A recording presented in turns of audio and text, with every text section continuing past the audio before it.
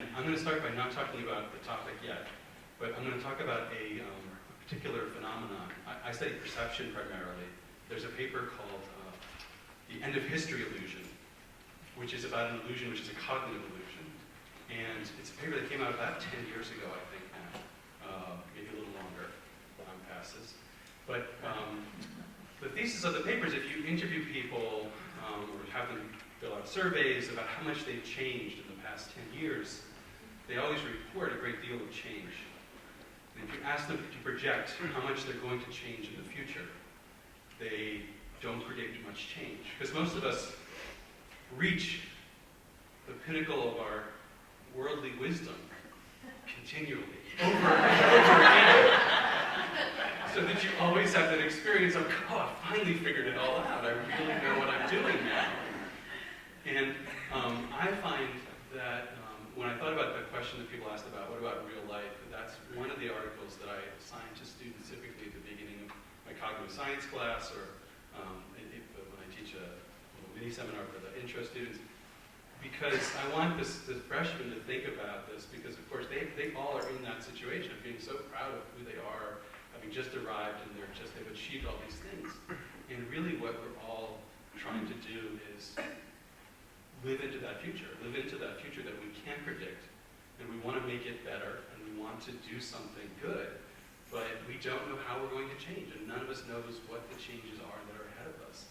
And the bit to ask, well, what can we prepare for? I'll definitely get to that, but I mean, from my perspective, this is one of the most important things that has sort of kept me vibrant in my career, and I kind of wonder if part of that vibrancy is that being surrounded by a fresh group of really brilliant students every year is a really powerful thing as well. And I think it also keeps us sort of on our toes and makes us grow in ways that are very powerful.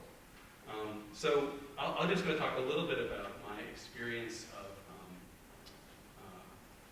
getting students involved in research and how that the process I've gone through, just try to make it too autobiographical, but I mean, I remember when I first came, and it was clear that the department really wanted me to get students into, get a lab going, get students into the lab, give them research experiences.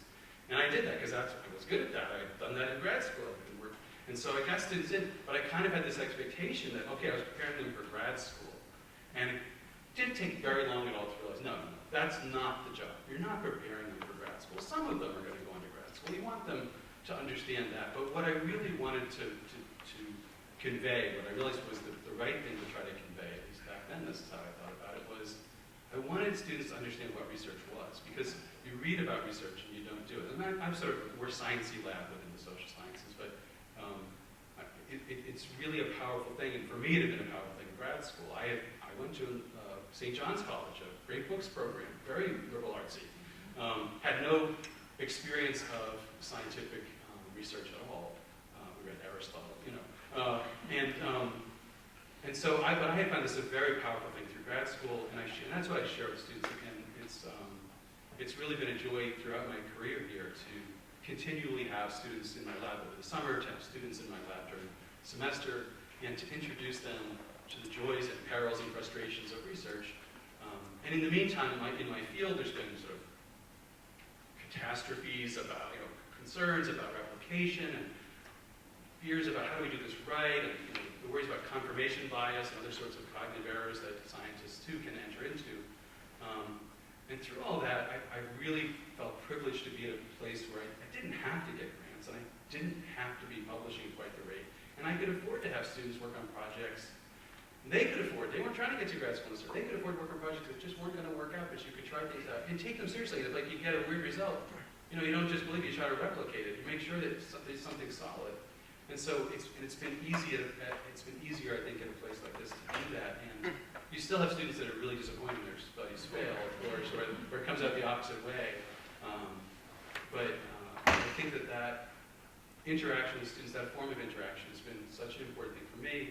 And I really hope that it does inform students about, when they read about research, that they understand sort of something about how complicated it is, how much pressure there is, and also how to resist that pressure and to think critically about the things they read and the things they learn, and to understand that, maybe 90% of what's out there is wrong. It's just, you don't know which it is. It's just like you don't know how you're going to change it.